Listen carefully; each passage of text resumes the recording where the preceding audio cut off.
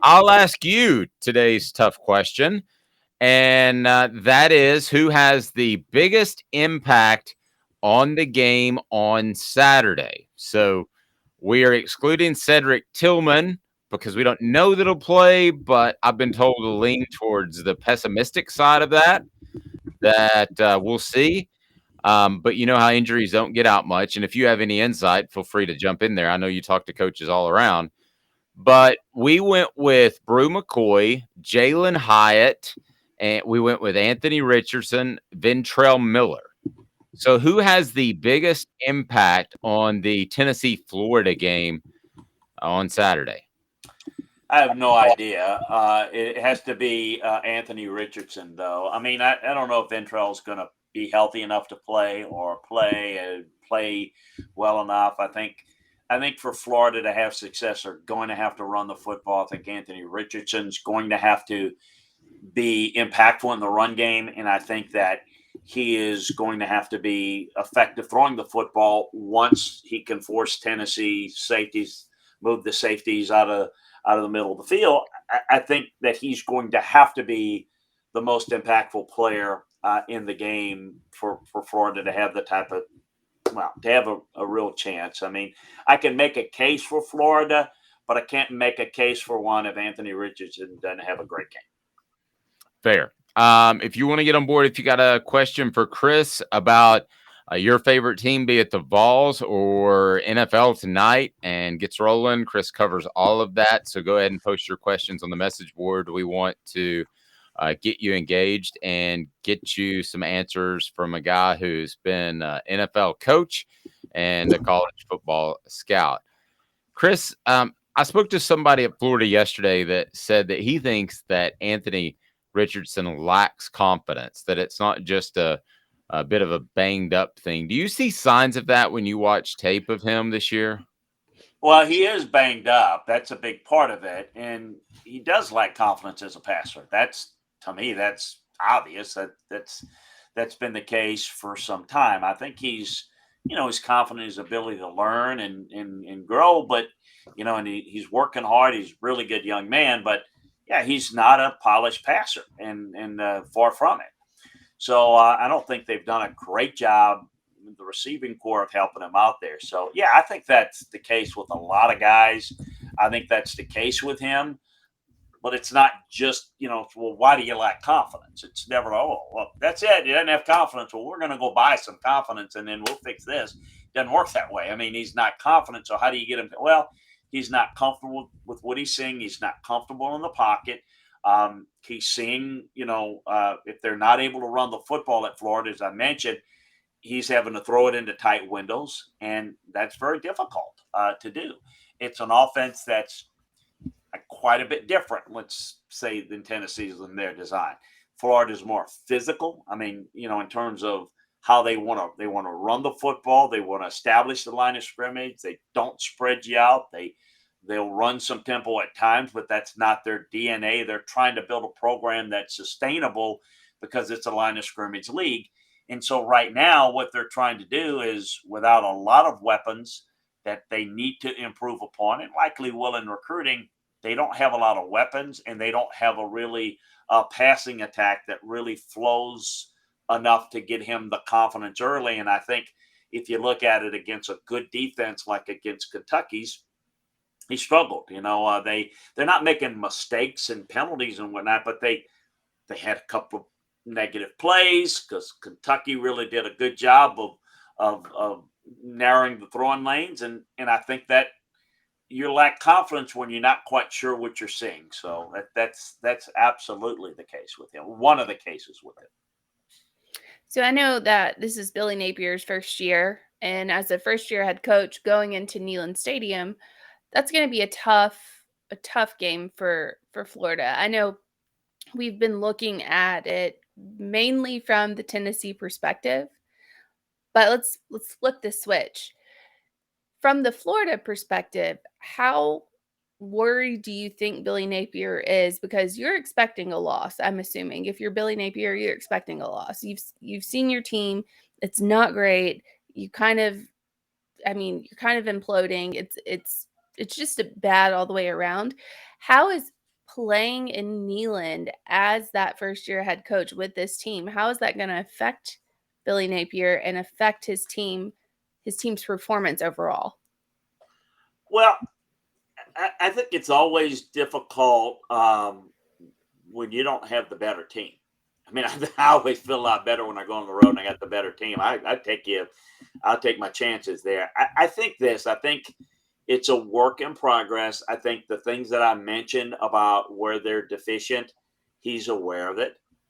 I do think whether he believes it or not, and you gave him the truth serum, I think he is exuding confidence, and he is expressing to his team that we will go in and beat Tennessee, and this is how we're going to do it. I think that's what you have to do. But I think there is a path for Florida to beat Tennessee. I just think it's a narrower path, and it has maybe more obstacles in it.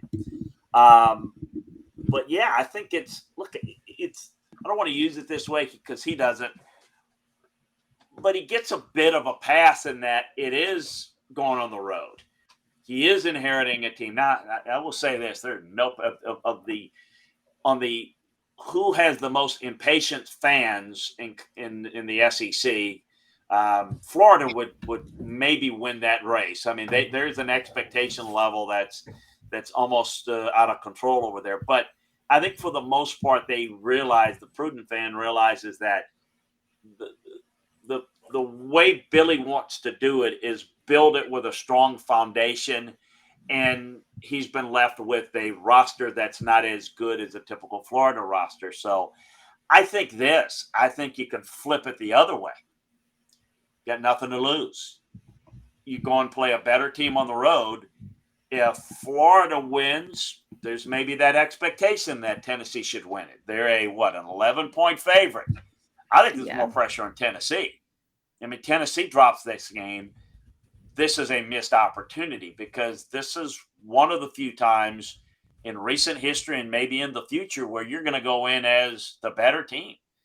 And I think most of the time when we go back in the history, and I know ball fans are always thinking, well, she was going to drop. We're playing Florida. But most of the time, Florida's been the better team. We went back and discussed it on Monday, the fact that Florida had the better team in most of those cases. And in recent years, Tennessee's just been bad, and most people have been better because of how they played. I think this is one of those times where Tennessee can go in. They stay home, and they have Florida come in, and they're the better team. So I think from Florida's standpoint, they'll come in with the idea of we need to win this game at the line of scrimmage. Tennessee's made mistakes against – they've had way too many penalties. I think 24. Yeah. The special teams have been bad. Right. Look at the Pitt game. Now, that was on the road for Tennessee. But, Florida is better than Pitt. They got more talent. Pitt, abandoned the running game probably a little too early. Pitt had a chance to win it. So why can't we go in and win it? I think that's going to be Florida's approach. But, Tennessee plays a clean game. This game to me is about Tennessee. If they play a clean game, I think if they do, they can win it. And if they get off to a good start and force Florida out of the run game early, I think Tennessee can win it going away. But I think if Tennessee plays a sloppy game, and they're ineffective, punching it in the red zone and missed opportunities. In Florida, as I said on Monday, they want to make this a half-court game, a physical line of scrimmage game. If they can, Florida's got a chance to win this. But Tennessee, is in a position to not let it get that way. But I think of the two, if the one thing I would tell you where Florida's been better, Florida doesn't make as many mistakes and, many penalties, and Tennessee does. So that's an area where Tennessee can't beat themselves. And if they make mistakes, you're going to get yourself in trouble. It happens all the time. And so it's about Tennessee and what they can or can't do or will or won't do. I want to get to Daniel's question. He had a question about the running backs. But first, real quickly, Chris, As far as that home field advantage, being loud, being disruptive, do we overplay that sometimes with the technology being able to communicate and all that stuff? Or are there some stadiums that as a coach, you're just like, man, I do not want to play there? Yeah, look, it's an advantage. There's no way of getting around it. It's an advantage. You've got to make it work to your advantage. But I think crowd noise can affect the opposing offense. It can affect your ability to check. It could rattle you a little bit, because you're not quite, you're not with a complete awareness of what the call is, and that's not good. So if you can disrupt that, you can absolutely have an effect. But I'll say it again, it's much more effective if you got a better team. Sure. And I think you can mitigate some of that. I think you prepare for going into a loud atmosphere where you can't communicate as well. Well, you got the hand signals, you can adjust to that, and you'll do that. And so I think that I think it's probably overplayed, but it's still important if that makes any sense. And I think people, I know that it's usually about a 3-point difference in the point spread. Yeah. And so that tells you a little bit of how some people view it. But I'm going to say this because I grew up in the shadows of Tiger Stadium and going to games there, and I coached at LSU. Oh, Tiger Stadium is just it's a death knell. Well, I can tell you this. When Curly Hallman was coaching there, it wasn't tough to come in. Vanderbilt came in and won. You know what I mean? Miami of Ohio won. I mean, Southern Miss won. I mean, it wasn't that difficult. And people could slap you around and do anything you wanted. And so the Tiger Stadium crowd, and some crowds, I think if you get on your team and you're a passionate fan base, sometimes the crowd can turn against you. That's definitely the case in Baton Rouge. But if you're really good, it makes a huge difference.